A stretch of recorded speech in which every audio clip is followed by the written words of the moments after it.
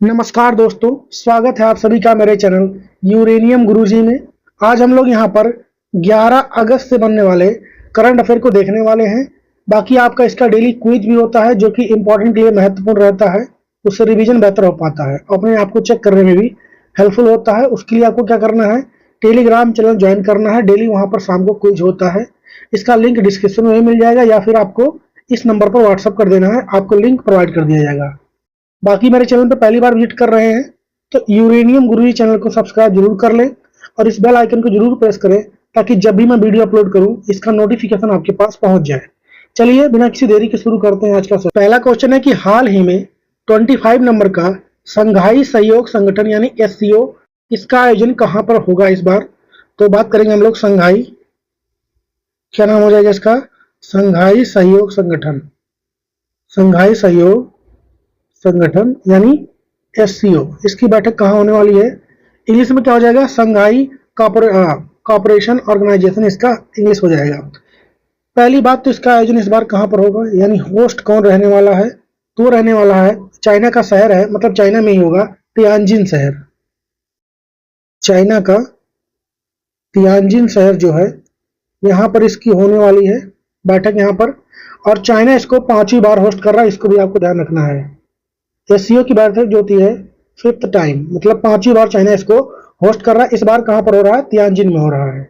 कब से कब तक यह होने वाला है, तो 31 अगस्त से लेकर के 1 सितंबर तक चलने वाला है।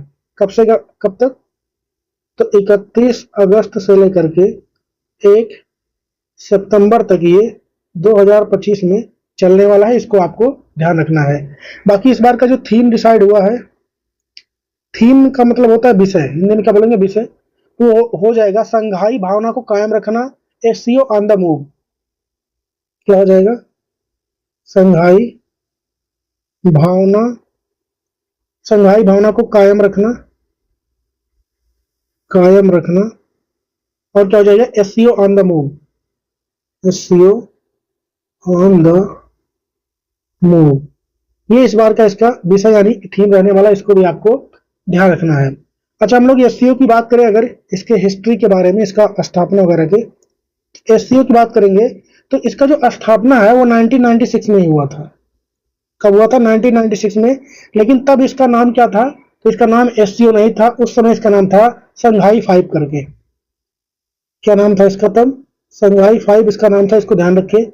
बाद में इसका 2001 में नाम बदला गया, नाम बदला गया। पहले इसमें 5 ही देश शामिल थे, नाम बदला गया कब, तो 2001 में इसमें कुछ नए देश शामिल हुए और इसका नाम क्या हो गया, तो हो गया एससीओ। इसको आपको ध्यान रखना है, ठीक है। बाकी हम लोग बात करेंगे इसके मुख्यालय क्या यानी हेड क्वार्टर इसका कहां पर मिलेगा, तो आपका चाइना में ही है, बीजिंग में। कहां पर हो जाएगा, बीजिंग, जो कि यहाँ की कैपिटल है, बीजिंग। चीन में इसकी कैपिटल हो जाएगी। इसका हेड क्वार्टर हो गया आपका। अगर इसका पूछे वर्तमान में अध्यक्ष कौन है, यानी हेड कौन है, अध्यक्ष की बात करेंगे, झांग मिंग है। कौन है, झांग मिंग। इनका नाम मैं इंग्लिश में भी लिख देता हूं, झांग मिंग वर्तमान में इसके अध्यक्ष हैं, इसको भी आपको लगे हाथ ध्यान रख लेना है। अच्छा, अगर ये पूछे कि पहला समिट जो एससीओ का है, फर्स्ट समिट, ये कब हुआ था, तो ये वही पहला समिट की बात करेंगे 2001 में हुआ था, इसको आपको ध्यान रखना है। 2001 में इसका पहला समिट हुआ था। कहां पर, तो संघाई में हुआ था। चाइना का शहर है संघाई, तो वहां पर इसका पहला समिट हुआ था, इसको भी आपको ध्यान रखना है। वर्तमान में इसमें कितनी कंट्रियां जो मेंबर देश हैं वो 10 हैं, और 10वां अभी लेटेस्ट 2024 में ऐड हुआ था, बेलारूस। मैं उसको यहाँ लिख लेता हूँ। इनके 10 मेंबर कंट्रियों की बात करेंगे जो पूर्णकालीन सदस्य देश हैं। एक तो आपका बेलारूस है जो कि अभी लेटेस्ट सबसे देश यही ऐड हुआ था 10वें नंबर पे एससीओ में, इसको भी ध्यान रखें। चीन है, भारत है, भारत और पाकिस्तान इसमें 2017 में ऐड हुए थे, इसको ध्यान रखना है आपको। ईरान, कजाकिस्तान, किर्गिस्तान, पाकिस्तान, रूस, कजाकिस्तान और उज्बेकिस्तान, ये 10 कंट्रियां इसमें शामिल हैं, इसको आपको ध्यान रखना है। बाकी 2 इसकी ऑब्जर्वर कंट्री भी है, उसको मैं कहाँ लिखूं, फोटो में छोटा कर देता हूँ। ऑब्जर्वर कंट्री भी है इसमें 2, उसको आप लोग यहाँ लिख लीजिए, ऑब्जर्वर कंट्री, ऑब्जर्वर कंट्री। ये कौन कौन सी है, तो 2 हैं। एक तो अफगानिस्तान है, दूसरा मंगोलिया है। अफगानिस्तान और मंगोलिया इसमें ऑब्जर्वर कंट्री है, इसको आपको ध्यान रखना है। तो ये सारी बातें हो गई एससीओ से रिलेटेड। हमारा आंसर क्या हो जाएगा? चाइना में इस बार इसका होस्ट होने वाला है। हम लोग कुछ और रिवाइज कर लेते हैं, कुछ और समिट रिवाइज कर लेते हैं हम लोग। G7 समिट जो 51 नंबर का इस बार हुआ है वो कनान सकीस में हुआ है। कहां पर? कनाडा में हुआ है। भारत G7 का मेंबर नहीं है, ठीक है, लेकिन भारत को यहां पर बुलाया गया था। G20 2025 वाले की बात करेंगे, ये कहां पर हुआ है? तो साउथ अफ्रीका में। कहां पर हुआ? साउथ अफ्रीका में। ब्रिक्स समिट 2000 अगर हम बात करेंगे 2025 वाले ब्रिक्स, ये कहां पर हुए हैं? ये हुआ आपका ब्राजील में। कहां पर हुआ है? ब्राजील में हुआ। इसको आपको ध्यान रखना है। बाकी हम लोग बात करेंगे ब्रिक्स समिट जो है 2026 वाला कहां पर होना है? तो ये भारत में होगा, इसको ध्यान रखिए। क्वाड की बात करेंगे, अगला 2025 वाला जो होगा ये भी कहां पर होगा? भारत में। आसियान 2025 जो शिखर सम्मेलन होने वाला है, किस नंबर का है ये? 46 नंबर का है। ये कहां पर हुआ है? तो मलेशिया में। कहां पर हुआ है? मलेशिया, कोलालमपुर में हुआ है यहाँ पर, इसको भी ध्यान रखना है। नाटो समिट कहां पर हुआ है इस बार? तो द हेग में हुआ है। कहां पर हुआ है? द हेग, जो कि कहां पर है? नीदरलैंड में। कहां पर है? नीदरलैंड में, इसको ध्यान रखें आप लोग। बाकी बिम्स्टेक 26 वाले की बात, मतलब 25 वाले की बात करेंगे, इस बार ये 6वें नंबर का था बिम्स्टेक। कहां पर हुआ है? थाईलैंड में। कहां पर हुआ है? थाईलैंड में हुआ है, ठीक है, इसको आपको ध्यान रखना, थाईलैंड के बैंकॉक में। कॉप 30 की बात करेंगे, ठीक है, कॉन्फ्रेंस ऑफ पार्टी 25 वाला कहां पर हुआ? ब्राजील में। कहां पर हुआ? ब्राजील में हुआ है। वहीं पर अगर कॉप 29 की बात करेंगे, ये कहां पर हुआ था? तो बाकू अजरबैजान में। Baku Azerbaijan, Azerbaijan. ये इसको ध्यान रखिए, 25 वाला नहीं 24 वाला है, ठीक है। तो ये सारे कुछ और समिट हो गए हाल फिलहाल में जो है, जो कि इंपॉर्टेंट है, इसको ध्यान रखें। हम लोग बढ़ते हैं आगे। अगला क्वेश्चन है कि हाल ही में लद्दाख की वनस्पतियों, जीव, फलों और औषधीय पौधों का संरक्षण करने के लिए लद्दाख का पहला वनस्पति उद्यान ये कहां पर बनाया जा रहा है? तो ये कहां पर बनाया जा रहा है आपका? लद्दाख में। तो लद्दाख में एक सियोक नाम का गांव है। पहली बार तो लद्दाख में बन रहा है, कहां पर? तो सियोक, सियोक जो यहाँ पर एक गांव है, यहाँ पर बनाया जा रहा है। यहाँ पर एक गांव है, अगर इसको एरिया की बात करें हम, कितने एरिया में यह बनाया जाएगा, तो 10 हेक्टेयर बंजर भूमि है। कितनी है? 10 हेक्टेयर बंजर भूमि जो है यहाँ पर, बंजर भूमि इसमें बनाया जा रहा है इसको। बंजर भूमि, बंजर भूमि वो भूमि होता है जो फर्टाइल नहीं होता है वहां पर, मतलब जहाँ पे प्लांट वगैरह सही से ग्रो नहीं कर रहे होते हैं। तो अब इसको फर्टाइल बनाया जाएगा यहाँ पर कुछ कुछ चीजें करके इसमें, ठीक है। बाकी इसको किसमें कन्वर्ट किया जाएगा? 10 हेक्टेयर बंजर भूमि को तो वनस्पति उद्यान में। किसमें कन्वर्ट किया जाएगा? तो वनस्पति उद्यान में, इसको आपको ध्यान रखना है इसको, ठीक है। ऐसे अच्छा, कौन कौन से प्लांट होंगे यहाँ पर, कौन कौन से वनस्पति यहाँ पर होने वाले हैं, इसको भी लिख ही लीजिए आप लोग। तो एक तो स्थानीय फल जो वहां का होगा वो रहेंगे इसमें, स्थानीय फल हो गए। दूसरा क्या रहने वाला वहां पे? कुछ औषधीय जड़ी बूटी जो होती है ना, औषधि वाला, वो भी प्लांट यहाँ पर हो जाएगा, इसको भी आपको ध्यान रखना है। दुर्लभ वनस्पति मतलब रेयर जो कि प्लांट मिलते हैं वो भी यहाँ पर रहेगा। कुछ चट्टानें जो होती हैं इनको भी यहाँ पर प्रिजर्व किया जाएगा, कंजर्व किया जाएगा, इसको आपको ध्यान रखना है। थोड़ी बात हम लोग लद्दाख के बारे में भी करेंगे। तो लद्दाख की बात करते हैं हम लोग, इसकी राजधानी, अब लद्दाख आपको पता होगा यूटी बन चुका है, तो इसकी राजधानी क्या हो चुकी है? लेह है। लेह कारगिल इसकी राजधानी है, इसको आपको ध्यान रखना है। वर्तमान में यहाँ पर एलजी यानी लेफ्टिनेंट गवर्नर कौन है? कबींद्र गुप्ता। कौन है? कबींद्र गुप्ता जी हैं, इसको ध्यान रखें। अभी हाल ही में यहाँ की कुछ कुछ प्रोडक्ट को जीआई टैग मिला था। क्या मिला था? GI tag. कौन कौन प्रोडक्ट थे? एक तो पश्मीना ऊन था, पश्मीना ऊन को जीआई टैग मिला था यहाँ पे। सीब करथोन था यहाँ पर एक, सीब करथोन को भी जीआई टैग मिला था। रक्से खुबानी था यहाँ पे, रक्ते खुबानी। इन सब चीजों को भी हाल फिलहाल में यहाँ पर जीआई टैग दिया गया। फेस्टिवल की बात करेंगे तो लोसार फेस्टिवल हो गया, स्पूतिक गस्टर फेस्टिवल हो गया, हेमिस हो गया, नोमडिक फेस्टिवल हो गया, जास्कर हो गया महोत्सव जो होता है, हेमिस गोम्पा हो गया और दोस्त मोचे, ये सारे फेस्टिवल आपको लद्दाख में ही देखने को मिलेंगे। भारत का पहला डार्क नाइट सफारी, भारत का पहला, ठीक है, डार्क नाइट सफारी ये कहाँ पर बन रहा है, तो ये भी आपका कहाँ बन रहा है, लद्दाख में। इसको भी आपको ध्यान रखना है। दुनिया का सबसे ऊंचा मतलब जो है लड़ाकू हवाई अड्डा कहाँ पर बनेगा, ये भी लद्दाख में ही, नेओम वहां पर शहर है, वहां पर बनेगा। इसको भी आपको ध्यान रखना है। बाकी हाल ही में यहाँ पर 5 नए जिले बने थे। कौन कौन से? जास्कर, द्रास, शाम, नुब्रा और चांगथांग बने थे। हमारा आंसर क्या हो जाएगा? श्योक विलेज, श्योक गांव। नेक्स्ट क्वेश्चन है कि हाल ही में 7 अगस्त 2025 को 12वें विश्व खेलों का उद्घाटन समारोह किस देश के किस शहर में आयोजित हुआ है? मतलब ये शुरू हो चुका है, चलने वाला है 17 अगस्त तक। तो पहली बात कौन सा गेम हो जाएगा? विश्व खेल। यहाँ पर विश्व खेलों की बात हो रही है 2025 वाले। कब से कब तक ये चलने वाले हैं?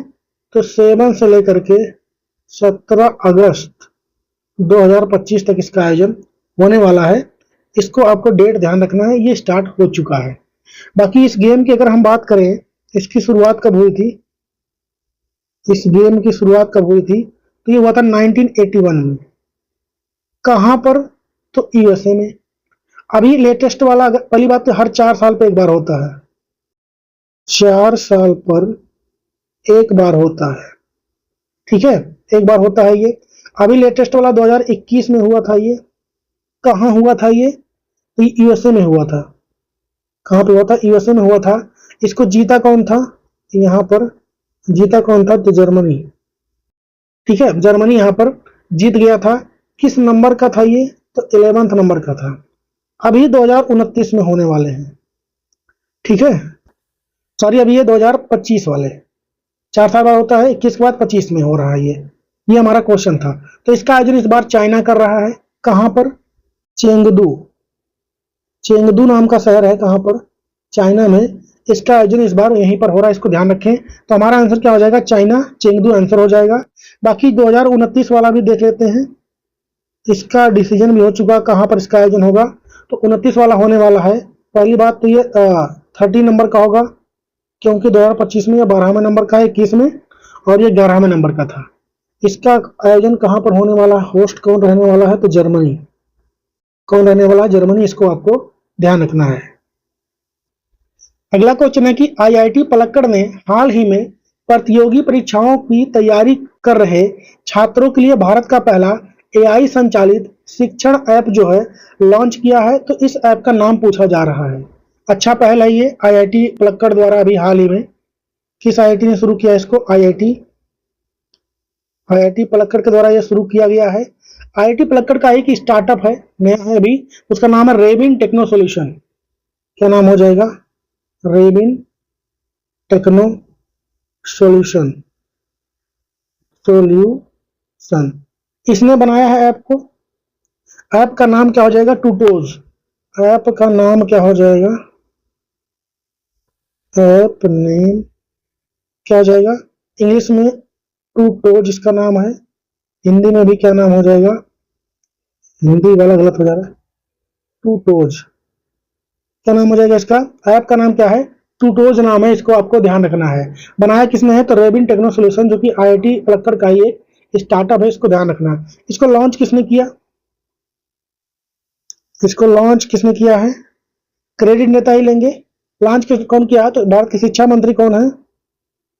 शिक्षा मंत्री, इन्होंने इसको लॉन्च किया है। वर्तमान में कौन है? धर्मेंद्र प्रधान। कौन है? धर्मेंद्र प्रधान है। इसको आपको ध्यान रखना है। बाकी इसका उपयोग की बात करें, उपयोग इसका क्या क्या होने वाला है, कौन इसको उपयोग करेगा? तो जेई की तैयारी हो गई, जेई की हो गई, मतलब आईआईटी की तैयारी हो गई, ठीक है, मेडिकल की तैयारी हो गई, यानी नीट की तैयारी हो गई, कैट की तैयारी हो गई। इन सब तैयारियों के लिए इसको बनाया गया है। और एक तरीके का ये क्या है? ऐप है, नाम है टूटोज, और ये प्ले स्टोर पर अवेलेबल रहेगा। कहां पर? तो गूगल के प्ले स्टोर पर आप इसको डाउनलोड कर सकते हैं। जो भी इस एग्जाम की तैयारी कर रहे हैं उनके लिए काफी बेहतर होने वाला है ये। हमारा आंसर क्या हो जाएगा? टूटोज। अगला क्वेश्चन है कि हाल ही में Indian council of medical research यानी आईसीएमआर, जो कि पुणे में स्थित है, इसने कौन सा पहल स्टार्ट किया है? तो उस पहल का नाम है साइन। कौन सा पहल स्टार्ट हुआ? साइन, मतलब science and health innovation for the next generation explorers, ये इसका फुल फॉर्म हो जाएगा। किनके लिए है ये? तो 9 से 12 तक के बच्चों के लिए है ये, ठीक है, बच्चों के लिए है, क्योंकि ये फील्ड छूट जाता है जनरली, उतना चर्चे में जितना नीट हो गया, जे हो गया, सब रहते हैं। बायोमेडिकल का फील्ड है ये, इसके बारे में बच्चों को बताना ताकि बच्चे इस फील्ड में भी जा सके, यही उसका उद्देश्य रहने वाला है। किसने लॉन्च किया है? तो ICMR। अगला क्वेश्चन है कि हाल ही में भारतीय रेलवे द्वारा परीक्षण की गई एशिया की सबसे लंबी मालगाड़ी का नाम क्या रखा गया है? तो भारत ने इसका परीक्षण किया है, कहां से कहां तक किया है? तो उत्तर प्रदेश से झारखंड तक। कहां से कहां तक किया है? तो उत्तर प्रदेश, छोड़िए इसको, पहले हम लोग इसका नाम लिख सकते हैं। इसका नाम क्या हो जाएगा? रुद्रास्त्र। क्या नाम है इसका? रुद्रास्त्र इसका नाम हो जाएगा, इसको आपको ध्यान रखना है। आंसर क्या हो जाएगा हमारा? बी। कहां से कहां तक इसका परीक्षण किया गया है? पहली बात इसका लेंथ देख लीजिए आप लोग, इसका लेंथ कितना है? 4.5 किलोमीटर। कितना है? 4.5 किलोमीटर है। इसकी भार क्षमता कितना मतलब हो सकता है? ये भार क्षमता की बात करें तो 72 टन। कैपेसिटी कितनी होने वाली है? 72 टन। इसमें कुल वैगनों की संख्या अगर बोले हम, कितना लगा हुआ है वैगन? 354 लगे हुए हैं। इसको आपको ये 354 जो डेटा है ये अलग अलग वेबसाइट पे अलग अलग दिखा रहा है, तो हमें इसका क्वेश्चन नहीं पूछा जाएगा, मैं बता दे रहा हूं आप लोगों को, ठीक है। अच्छा, इसमें कहां से कहां तक चलाया गया ये इंपॉर्टेंट रहेगा। तो उत्तर